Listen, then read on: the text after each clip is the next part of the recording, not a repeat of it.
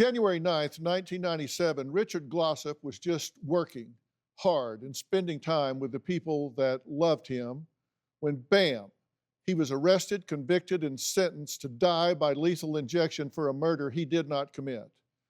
26 years later, and after having had his last meal 4 times, Richard Glossop still sits on death row in Oklahoma. April 3rd, 1997, Bastrop, Texas. Just 4 months later, Rodney Reed was arrested for the murder of a white girl he was seeing. Her real boyfriend, a white cop, who would later spend 10 years in prison for kidnap and rape, was never even presented as a suspect. This cop boyfriend was with her the night of her death. Rodney Reed was not. Yet 1 year after his arrest, May 28, 1998, an all-white jury sentenced Reed to die. He sits on death row today, again, for over 25 years. What astounds me most, neither of these individuals or several other inmates I work with are bitter, hostile, angry, or vengeful. Every one of them says, hey, I'm alive, and I have learned a lot about humility and humanity. But all of you tell me what's gone wrong in your life in the last 26 years. Tell me about your obnoxious mother-in-law. Tell me about your being behind on your mortgage. Tell me about your ridiculous gas prices, about being overcrowded in a small apartment, about how tired you are raising children alone, having to take the bus, cook dinner, wear last season's shoes, or not getting enough likes on your social media pages.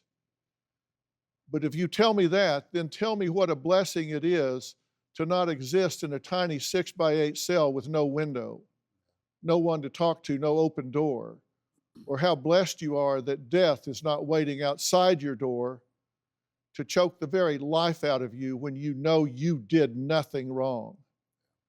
How blessed are you to have the issues that at least have a chance of solution, a chance of help and support, a chance to wake up tomorrow with hope, hope to have a better day, hope to be seen and heard, hope that God didn't say, I don't see you, I can't hear you, I won't help you. These people like Richard and Rodney and others eaten up by the system and prosecutorial abuse, have no hope. They have no voice. If they did, would anyone listen? Would you listen? We have judges and woke DAs who fail to enforce the law against people who are known to be violent criminals, and they're turning them loose because they have, quote, had it tough, allowing them to do what they do. The best predictor of future behavior is past behavior. This is not rocket science. They do it as though allowing them to victimize more people will somehow be curative. It won't. It's just idiotic. It's stupid.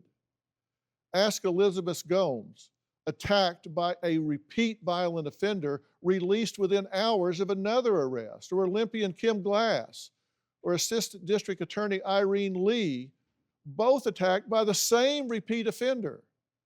Different day, different time, same person. We are sensitive to their rights, but not those of the innocent. I ask, what are you paying attention to? Do you notice if your officials are locking up the innocent and turning loose the violent?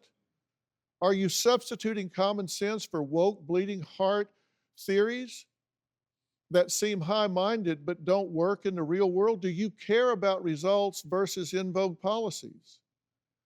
When you hear Rodney's story, Richard's story, do you care, really care enough to take action? If they are innocent, as my expertise leads me to conclude 100%, will their deaths matter?